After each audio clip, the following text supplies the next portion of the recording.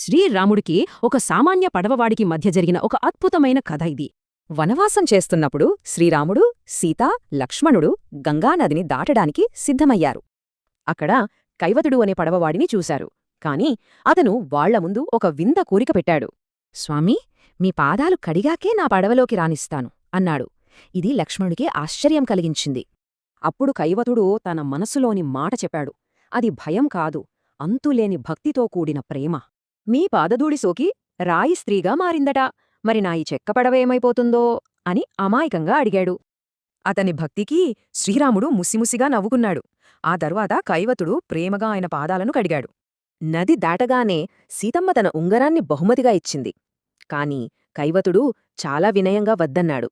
అంతేకాదు, రాముడితో ఇలా అన్నాడు: స్వామీ, మనమిద్దరం ఒకే వృత్తివాళ్లం. నేను ఈ చిన్న నదిని దాటిస్తాను, కాని మీరు ఈ సంసార సాగరాన్నే దాటిస్తారు కదా స్వామీ అని వివరించాడు. చూశారా, ఈ కథలో ఎంత లోతైన అర్థముందో? నిజమైన భక్తి అంటే నిస్వార్థమైన సేవ అని తెలుస్తుంది. కైవతుడికి ఏ సంపద వద్దు. అతనికి కావాల్సిందల్లా ప్రేమతో రాముడికి సేవ చేసే ఆ ఒక్క అవకాశం.